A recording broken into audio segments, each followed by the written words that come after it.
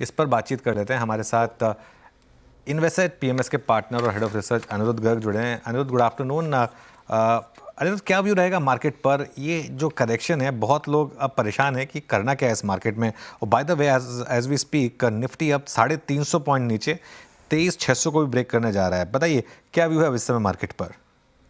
Good afternoon अनुज जी, बहुत time बाद आपसे बात हो रही है। एंड हमारा व्यू मार्केट पे बेरिश है अनुज जी। आई थिंक वी आर हम कुछ चुनिंदा फंड्स में से होंगे जो 100% कैश पोजीशंस लेके बैठे हैं इस टाइम पे।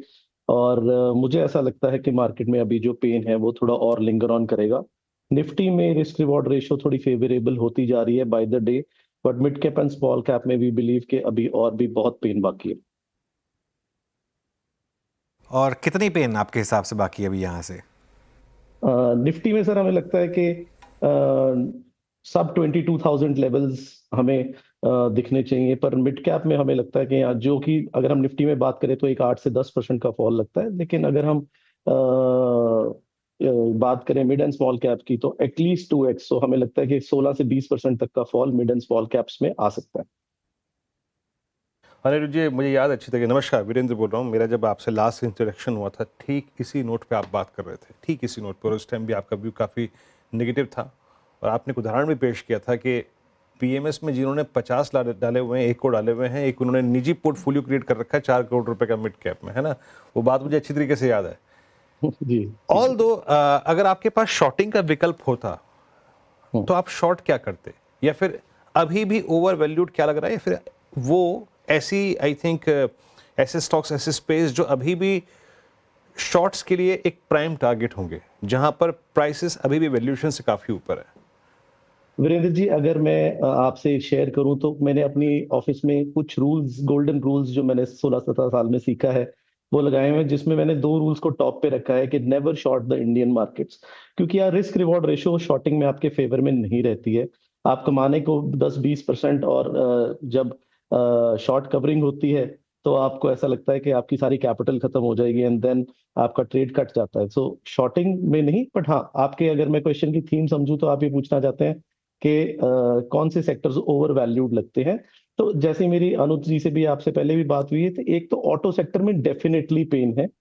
कहीं ना कहीं हमें लग रहा है कि रियल एस्टेट सेक्टर में भी अब कुछ पेन आना शुरू होगा। एक्चुअली जो भी सेक्टर्स, ये एक बड़ा systematic old economy bull run चल रहा था। अगर हम देखें जो क्या सेक्टर्स लीड कर रहे थे वो थे डिफेंस, रेलवेज, इंफ्रास्ट्रक्चर, पावर। लेकिन जो टर्न ऑफ टाइड्स हुआ है after the general election and government के पॉपुलिस्ट मेजर्स, अगर हम सिर्फ महाराष्ट्र की बात करें, लाडली बहना जिसमें 1,500 रुपए 1.5 करोड़ लोगों को दिए, महिलाओं को दिए जा रहे हैं, उसमें सिर्फ महाराष्ट्र के लिए 46,000 करोड़ का एक आउटगो लगता है कि आएगा। और अगर ये चीज कॉपी हो गई पूरे इंडिया में डिफरेंट पार्टीज में, तो जो एक इंडियन गवर्नमेंट को, जो FIIs या वर्ल्ड ओवर ये बिलीव करते थे कि wonderful business minds with a progressive thought चल रहे थे, वो उसमें डी रेटिंग देखने को हमें मिल सकती है। तो all the sectors which are affected by capex, कहीं ना कहीं इनमें एक सेट टू रियलिटी होगा। दो केपेक्स की स्टोरी अभी शुरू हुई है और हमें लगता है कि ये ऐसे इतनी जल्दी खत्म होने वाली नहीं है, बट हाँ, इनको जो एक एक्स्ट्रॉर्डनरी प्रीमियम दिया जा रहा था, सो ये सारे सेक्टर्स पे कुछ ना कुछ प्रॉब्लम्स आ सकते हैं। इनसे मैं बहुत अग्री करता हूँ अनिरुद्ध जी।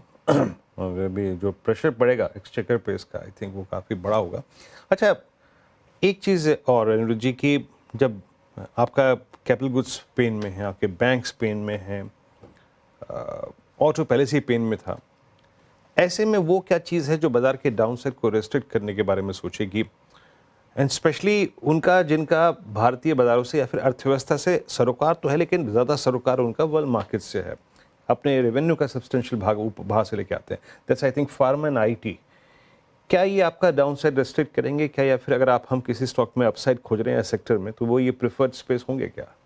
एब्सोल्युटली एब्सोल्युटली वीरेंद्र जी, अगले एक हाँ। साल के लिए या कम से कम अगले 6 से 8 महीने के लिए ये सेक्टर्स एक बाजार को जो स्टेबिलिटी अगर कहीं से आती है तो इन्हीं सेक्टर से आती हुई दिखती है। और बाकी दूसरे सेक्टर्स में भी अगर हम railway, defence, infrastructure, power, capital goods की बात करें, जैसे जैसे वैल्यूएशंस करेक्ट होंगे, जैसे जैसे रियलिटी सेट इन होगी, सपोर्ट यहां से भी आनी धीरे धीरे शुरू हो जाएगी। जी। अनिरुद्ध जी, मेरा सवाल, श्रेया बात कर रही हूँ मैं, सवाल मेरा डिफेंस सेक्टर के ऊपर है। रिजल्ट चुनाव के बाद हमने डिफेंस सेक्टर में एक करेक्शन देखा था, लेकिन वहाँ से फिर से एक अच्छी खासी रैली हमें डिफेंस सेक्टर के कुछ स्टॉक्स में देखने को मिली। 2025 आपको कैसा लग रहा है, स्पेशली महाराष्ट्र के वर्डिक्ट के बाद, क्या डिफेंस सेक्टर फिर से लाइमलाइट में आएगा? जी देखिए, डिफेंस सेक्टर इंडिया का अगले 10 साल का सेक्टर है और देयर इज नो डाउट कि इस सेक्टर में काम होगा, बहुत काम होगा। बट कहीं ना कहीं हमने ये देखना पड़ेगा, हम डिफेंस सेक्टर में एज अ पीएमएस बहुत ज्यादा हमारा बहुत छोटे लेवल से इन्वेस्टमेंट था, लेकिन अब हमें कहीं ना कहीं ये लगता है कि ये सेक्टर्स अच्छे चलेंगे, बट जिस हिसाब से इन्होंने पीछे लीड किया था वैसी लीडरशिप इनसे एक्सपेक्ट करना थोड़ा सा मुश्किल हो जाएगा। क्यों? क्योंकि ये एक ऑल मतलब डार्लिंग्स ऑफ द मार्केट बन चुके हैं because of the return that they have given. और अल्टीमेटली ये हर जगह हमने इक्विटीज में बार बार देखा है कि अगर कोई भी स्टॉक्स, चाहे लार्ज कैप, चाहे मिड कैप, चाहे स्मॉल कैप, अगर डार्लिंग्स ऑफ द मार्केट बन जाते हैं तो उनको टाइम एंड प्राइस करेक्शन देखने के बाद, एक मंथन होने के बाद ही वापस चला जाता है। एज कंपनीज आई बिलीव कि जो top line and bottom line growth है वो अच्छी ही होगी, उनमें कोई कमी नहीं आएगी। ये बिल्कुल। मीनवाइल निफ्टी 23,600 के भी नीचे फिसला, अब 23,585 पर। तो वो जो हमारी बात हुई थी कि अगर 23,800 के नीचे फिसले तो 23,550 और 23,350 भी ओपन होंगे, उसमें से पहला लेवल तो ऑलमोस्ट आ गया है 23,550 का। जी हाँ, 23,800 की सिग्निफिकेंस यही थी कि 23,800 के नीचे बहुत वीकनेस मार्केट में आ सकती थी, और अब हम 23,588 पर।